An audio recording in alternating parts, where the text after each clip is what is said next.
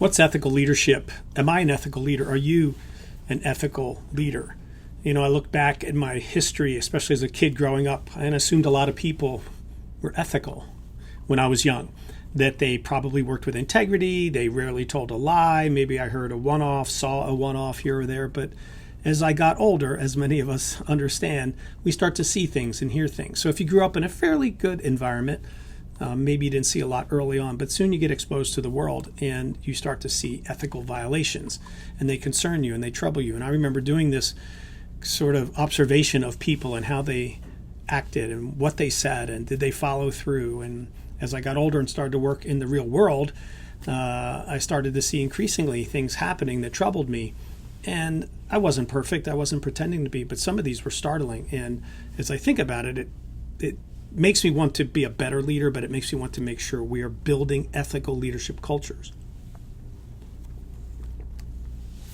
So when we look at this topic, realizing that not everyone's a crook, there are some big ones that come on the scene that have shocked us maybe in our past. Think about them. When did you first feel, wow, somebody did a bad job with ethics there? There was really ethical violations.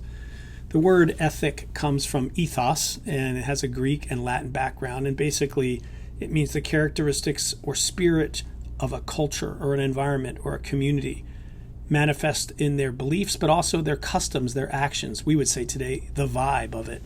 I look out my window at the office, from my office, and look into Barrington where I have my office, and I wonder, what's the ethos? What's the culture? What's the vibe here?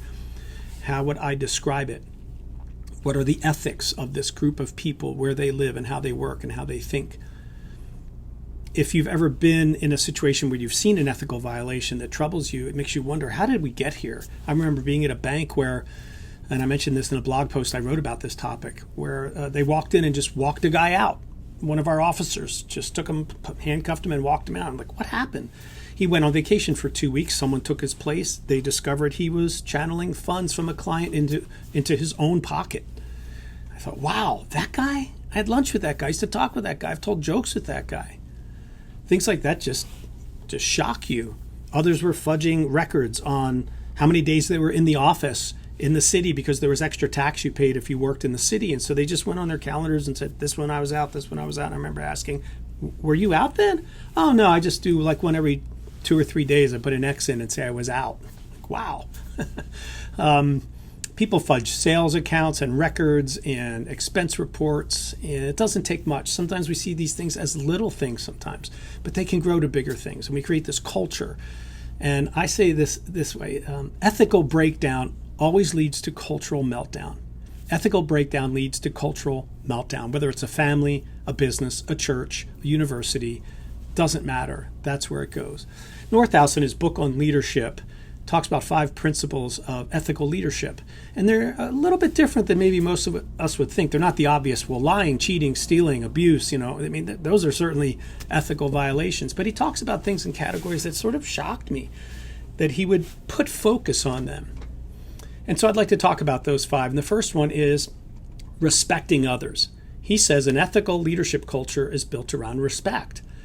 And he said if we ignore others, we discount them, we discount their views, we misrepresent their ideas, we're late to their meetings, or I'm thinking of things like backroom conversations and gossip and blaming and overlooking certain people. And it builds up and creates this culture, especially if it's among leaders or leaders tolerate it, that's so destructive.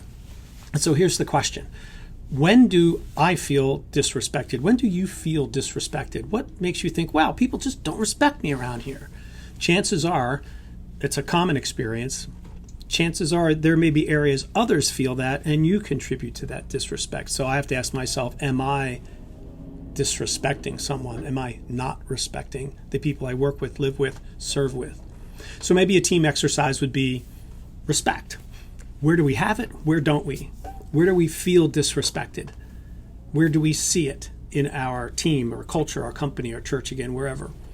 And then collect that and feed it back, anonymously with maybe themes that popped out and topics that rose to the top. They were mentioned more often. and have a good, healthy, open, vulnerable conversation about how do we take this ethical culture to a new level as leaders. Let's look at a few more of these Northouse names 5, and in my next video clip we'll look at number 2.